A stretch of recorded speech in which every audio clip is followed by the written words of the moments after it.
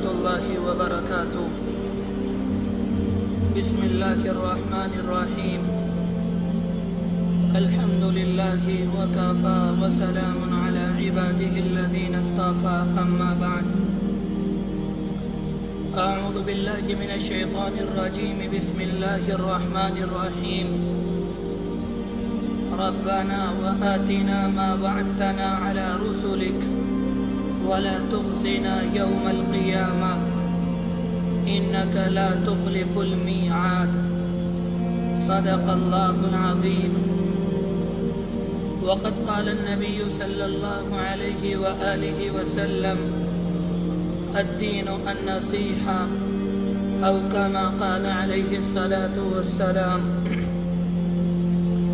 بہت ہی عزت و احترام کے مستحق میرے بزرگوں، قابل قدر دینی اور ایمانی بھائیوں، اللہ تبارک و تعالی نے قرآن مجید کے اندر بہت سے موقعوں پر دعائیں ذکر کی ہیں. انہی میں سے ایک دعا جو کہ قرآن مجید کی ایک آیت ہے، میں نے آپ کے سامنے تلاوت کی.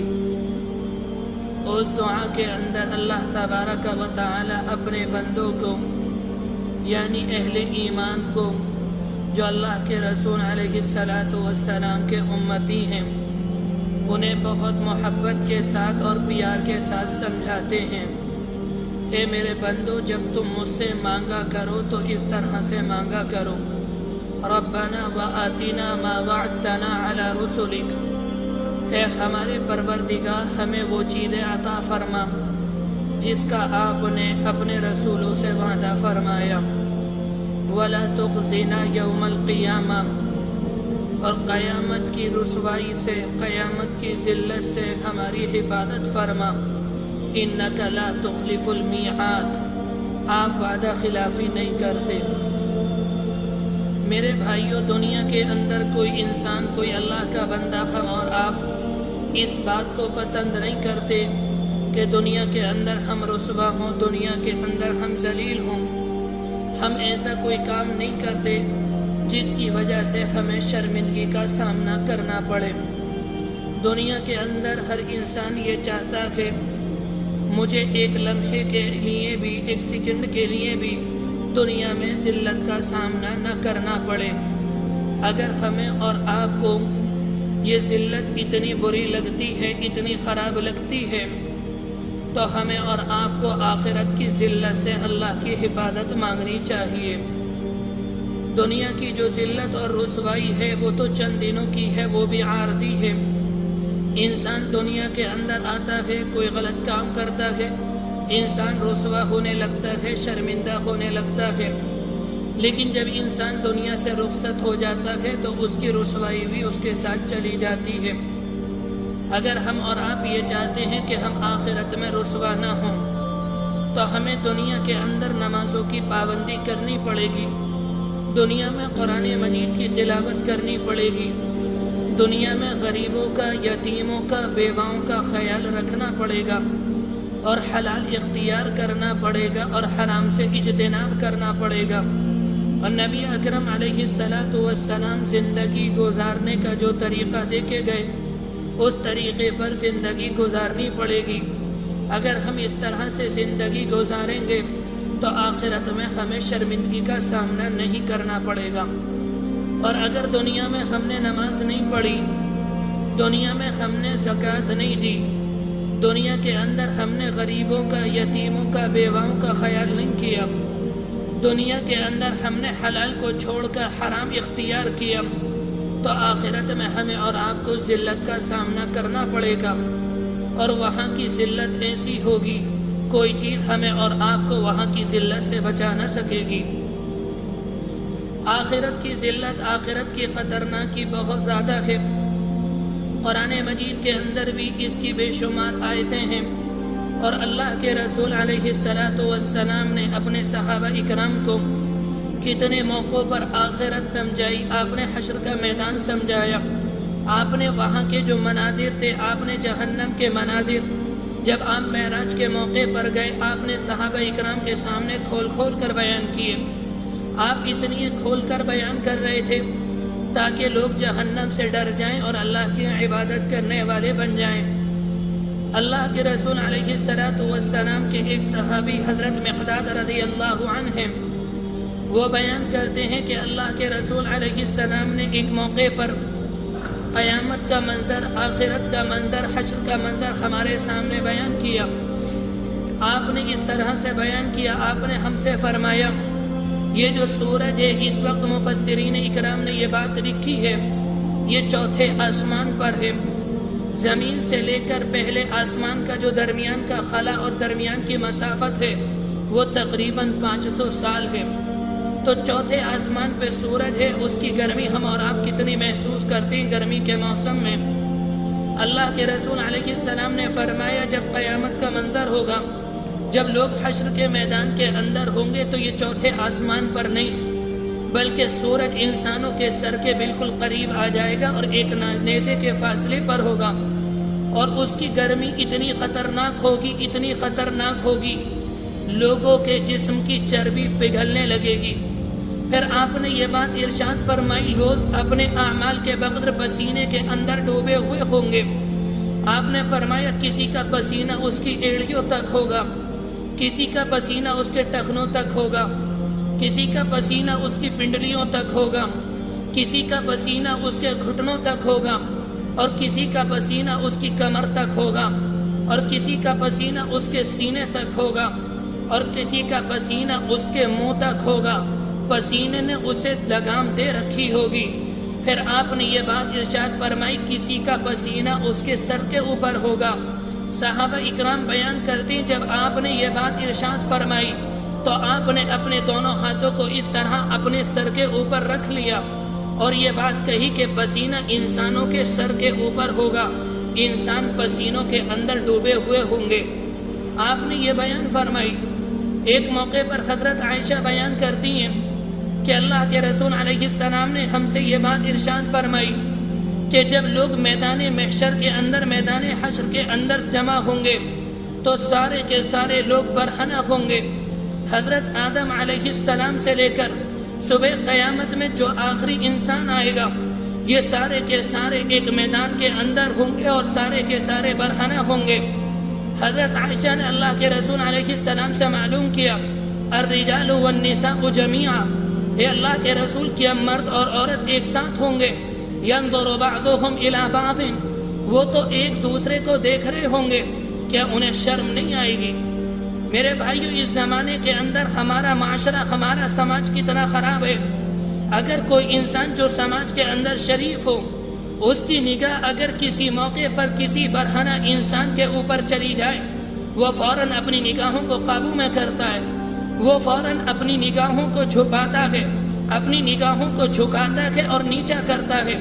اس کی طبیعت کے اندر ایک قدورت ہوتی ہے، اس کی طبیعت کے اندر ایک مطلاحت آتی ہے، اسے ایسا لگتا ہے کہیں ایسا نہ ہو مجھے قے آ جائے، وہ یہ چاہتا ہے کہ آ جائے اور کسی طرح سے میرا جب یہ مطلع رہا ہے یہ مطلقت دور ہو جائے۔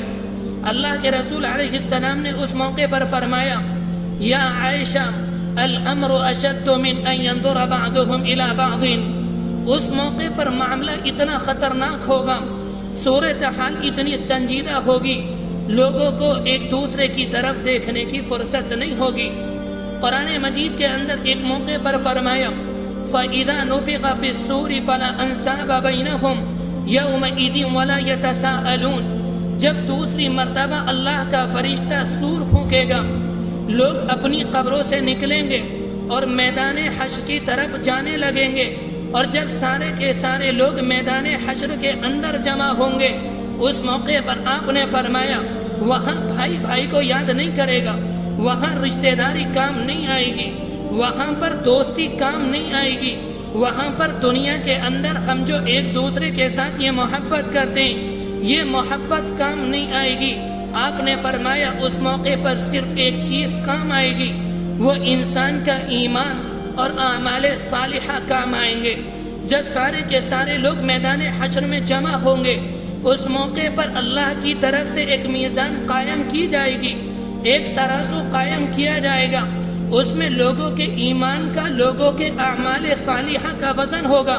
جن لوگوں کی نیکیوں کا وزن زیادہ ہوگا وہ لوگ اس دن کامیاب ہوں گے، وہ انسان جنت میں چلے جائیں گے اور پھر وہ جنت سے نکل کر باہر نہیں، انہیں ہمیشہ کے لیے راحت اور آرام مل جائے گا۔ پھر آپ نے فرمایا کچھ لوگ وہ ہوں گے جن کے پاس ایمان نہیں ہوگا، جن کے پاس اعمال صالحہ نہیں ہوں گے۔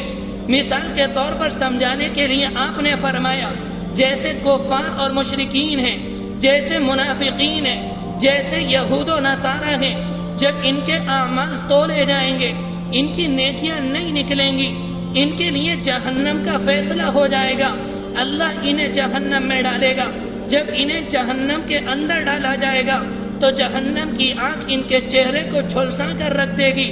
حدیث شریف کے اندر آتا ہے کہ انسان کا چہرہ بہت خطرناک صورت والا ہو جائے گا کہ انسان اسے دیکھ نہیں سکتا، انسان کے دانت باہر آ جائیں گے اور ان کا جو اوپر والا ہونٹ ہوگا وہ سکڑ کر انسان کے سر کی کھال سے جا ملے گا، اور یہ جو انسان کا نیچے والا ہونٹ ہے یہ سوج کر انسان کی ناف تک آ جائے گا۔ جب وہ جہنم کے اندر چلے جائیں گے اللہ ان سے معلوم کرے گا ہم نے تمہارے درمیان پیغمبر کو بھیجا تھا، ہم نے ان کے اوپر قرآن مجید کو نازل کیا، ہم نے ان کے اوپر اپنے احکام کو، اپنی شریعت کو نازل کیا، تم نے ہمارے پیغمبر پر ایمان نہیں لائے، تم نے قرآن مجید کو نہیں پڑھا، تم قرآن مجید کا مذاق اڑاتے تھے، تم پیغمبر اور ان کے اصحاب کو یعنی صحابہ اکرام کو اور آنے والے قیامت تک جو ان کے ماننے والے ہیں، تم ان سارے لوگوں کو تکلیف دیتے تھے، تم مدارس کے اندر پابندیاں لگاتے تھے، تم قرآن مجید کے اوپر بندشیں لگاتے تھے، تمہاری چاہت یہ ہوتی تھی کسی طرح سے یہ مدارس کا نظام بند ہو جائے، یہاں پر یہ جو قرآن مجید پڑھایا جاتا ہے، یہاں پر یہ جو قرآن مجید یاد کرایا جاتا ہے، یہ نظام ختم ہو جائے، اور تمہاری چاہت یہ تھی، تم یہ چاہتے تھے میرے پیغمبر کی تعلیم جو مدارس کے اندر پڑھائی جاتی تھی کہ تم مدرسوں پر پابندی لگاؤ، اس کے نتیجے میں پیغمبر کی تعلیم پر پابندی لگا دی جائے۔ تم نے اس طرح سے دنیا کے اندر جو میرے پیغمبر کے ماننے والوں کو پریشان کیا، آج اس کا نتیجہ یہ ہے میں نے تمہارے لیے جہنم کا فیصلہ کیا اور تم اس میں ہمیشہ پڑے رہو گے۔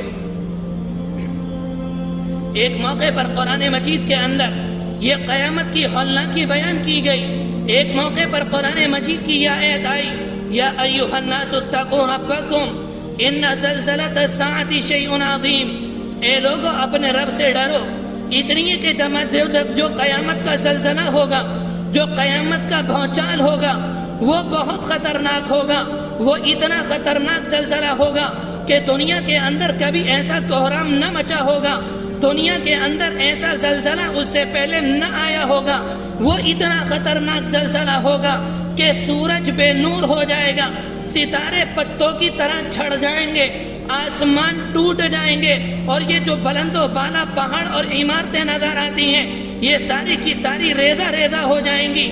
پھر قرآن مجید کی آیت یہ ہے، یوم ترونہا، تم اس دن اپنی آنکھوں سے دیکھو گے، یوم ترضع کل مرضع عما ارضعت، تم اپنی آنکھوں سے اس عورت کو دیکھو گے جو اپنے بچے کو دودھ پلاتی ہے، وہ اپنے بچے کو بھول جائے گی۔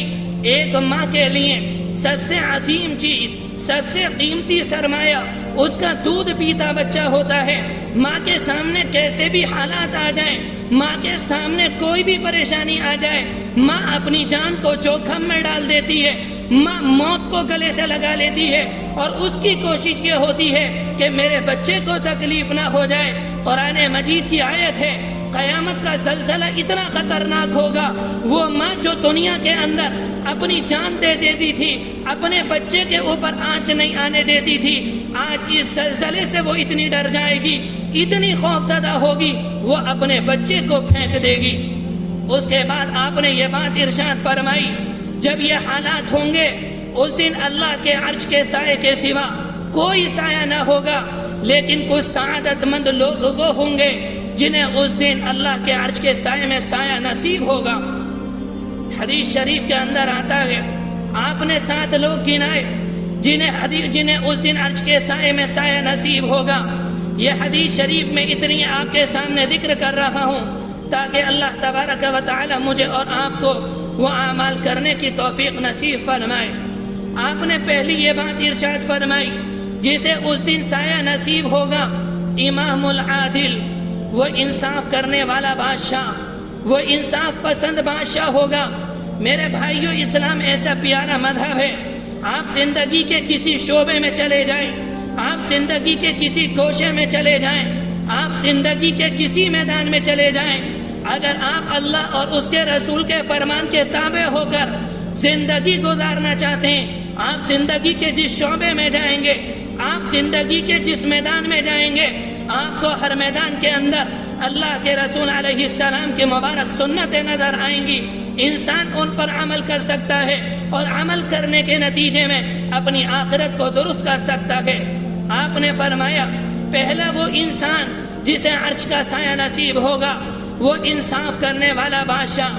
اس زمانے کے اندر اگر کوئی وزیر اعظم بن جائے، اس زمانے کے اندر اگر کوئی وزیر اعلیٰ بن جائے، اس زمانے کے اندر اگر کوئی وزیر دفاع، وزیر خارجہ بن جائے، تو وہ اپنی رعایا کو بھول جاتا ہے۔ وہ اس عہدے پر جانے کے بعد یہ سمجھتا ہے کہ میری نسلوں کے پلنے کا انتظام ہو گیا، میری خاندان کے پلنے کا انتظام ہو گیا۔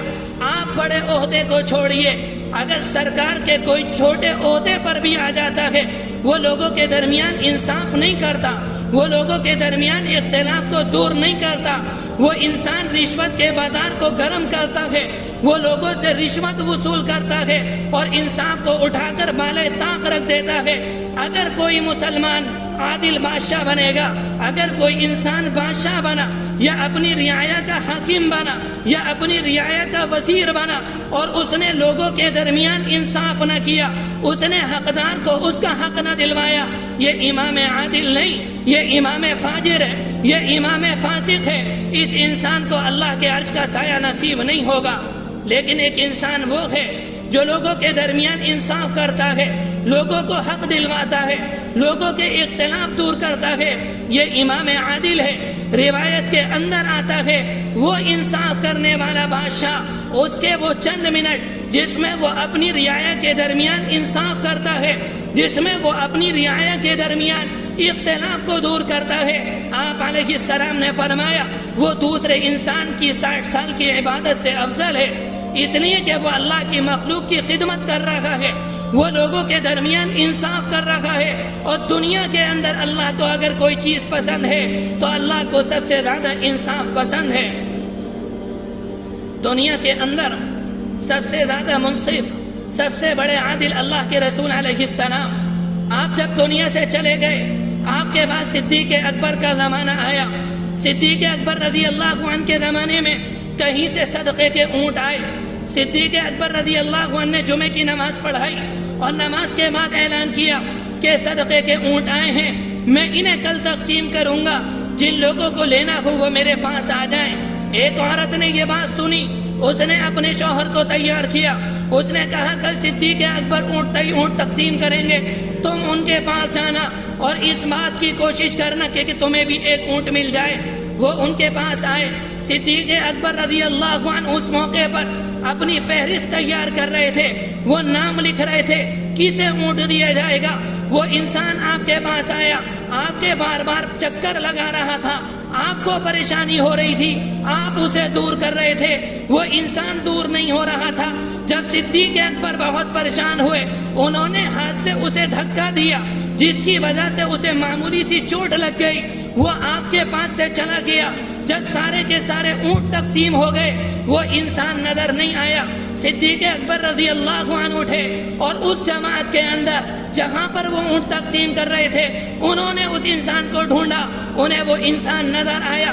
عمر فاروق اس موقع پر آپ کے ساتھ تھے، وہ اس انسان کے پاس گئے اور اس سے جا کر کہا مجھے تمہیں مارنا نہیں چاہیے تھا، مجھے تمہیں ڈانٹنا نہیں چاہیے تھا، مجھے تمہیں دھکا نہیں چاہیے تھا۔ انصاف کا تقاضا یہ ہے، صدیق تمہارے سامنے موجود ہے، اگر بدلہ لینا چاہو تو بدلہ لے لو۔ عمر فاروق رضی اللہ عنہ بیچ میں آ گئے، انہوں نے کہا یہ نہیں ہو سکتا، ایک انسان آپ کے اوپر ہاتھ اٹھا دے۔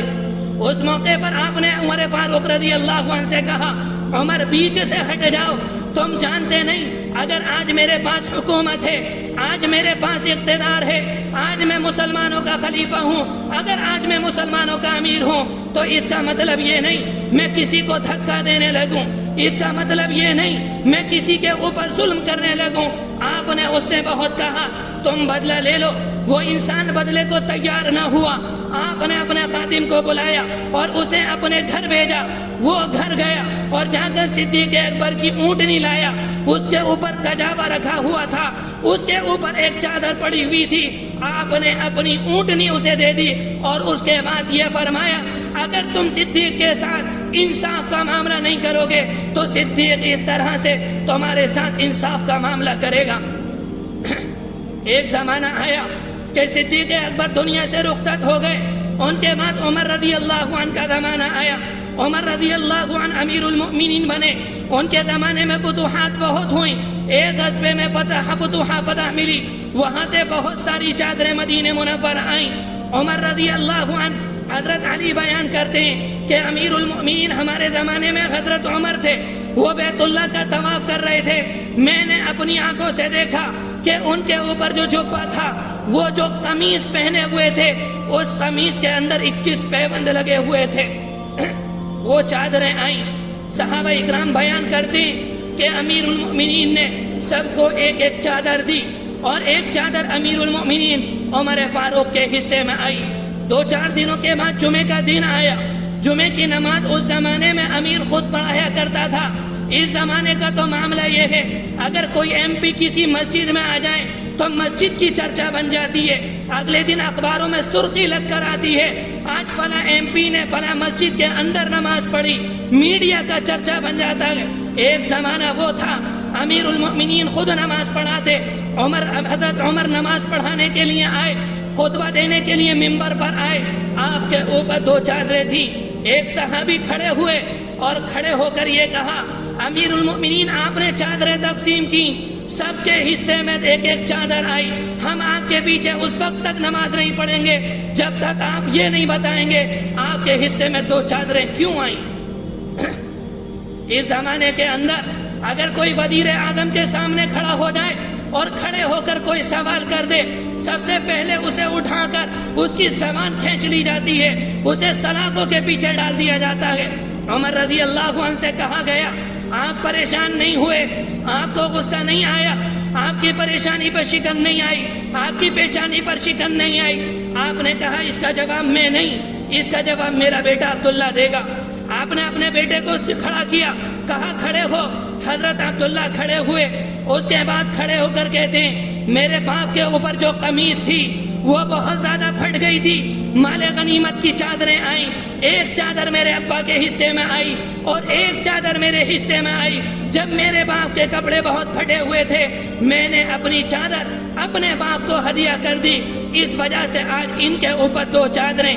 وہ صحابی کھڑے ہوئے, کھڑے ہو کر کہتے امیر المؤمنین ہمیں اطمینان ہو گیا, ہمیں اطمینان ہو گیا, ہمیں سکون ہو گیا, ہمیں شرح صدر ہو گیا.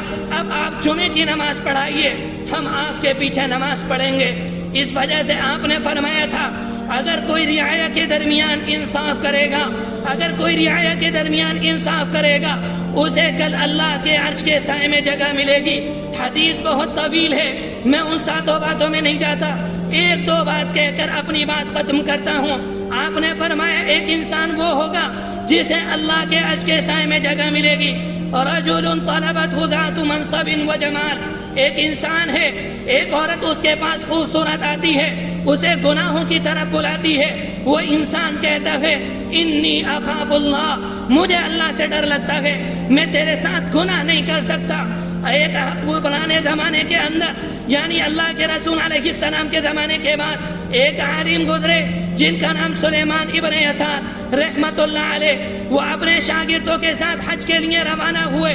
جب وہ حج کے لیے جا رہے تھے, جب اندھیرے کا وقت ہوا ان کے شاگردوں نے ایک خیمہ بنایا. خیمے کے اندر یہ چلے گئے اور شاگردوں نے ان سے کہا ہمارے پاس کھانے کا سامان نہیں, ہم بستی میں جاتے ہیں تاکہ وہاں سے جا کر کچھ سامان لے آئیں, آپ ہمارے ساتھ نہ جائیں, آپ کو تکلیف ہوگی, آپ خیمے کے اندر رہیں. سلیمان ابن یسار کہتے ہیں میں خیمے کے اندر تھا, ایک عورت آئی, اس نے ہاتھ سے میری طرف اشارہ کیا, میں سمجھا کوئی مانگنے والی ہے, کوئی روپیہ لینے آئی ہے. میں نے روٹی کا ٹکڑا اٹھایا, میں اسے دینے کے لیے گیا. اس عورت نے کہا میں مانگنے والی نہیں, مجھے روٹی نہیں چاہیے, مجھے وہ چاہیے جو ایک عورت کو ایک مرد سے چاہیے ہوتا ہے. سلیمان ابن یسار کہتے ہیں میرا رونگٹا کھڑا ہو گیا, میں ڈرنے لگا, میں کانپنے لگا. میرے دل کے اندر خیال آیا میں اللہ کے دربار میں جا رہا ہوں, میں حج کے لیے جا رہا ہوں, اور شیطان نے اس عورت کو میرے پاس بھیجا ہے تاکہ یہ میرے ایمان کو برباد کر دے. کہتے ہیں میری آنکھوں میں آنسو آئے, میری آنکھوں سے آنسو نکلنے لگے. روتے روتے مجھے نیند آ گئی, مجھے خواب آیا. خواب میں یوسف علیہ السلام کی زیارت ہوئی. یوسف علیہ السلام نے مجھے مبارکباد دی. میں نے یوسف علیہ السلام سے کہا آپ عظیم الشان انسان ہیں, آپ بہت شریف آدمی ہیں, آپ بہت بڑے آدمی ہیں. آپ کو زلیخا نے بلایا. جب زلیخا نے آپ سے یہ کہا تھا ہائی تلک یوسف میرے پاس آ جا, آپ نے اس موقع پر کہا تھا انی معاذ اللہ, میں اللہ سے پناہ چاہتا ہوں, میں یہ کام نہیں کر سکتا. یوسف علیہ السلام نے کہا میں اللہ کا نبی ہوں, اللہ کے نبی کے ساتھ اللہ کی مدد ہوتی ہے, اللہ نے مجھے بچا لیا. تم اللہ کے نبی نہیں, تم اللہ کے رسول علیہ السلام کے امتی ہو. تم نے وہ کام کیا جو وقت کا نبی کیا کرتا ہے. تمہارا یہ عمل میرے عمل سے بہت بڑا ہے. وقت کافی ہو چکا. اللہ تبارک و تعالی کہنے سننے سے زیادہ عمل کرنے کی توفیق نصیب فرمائے. انشاءاللہ بقیہ بات اگلے ہفتے ذکر کی جائے گی. وآخر دعوانا ان الحمد للہ رب العالمین.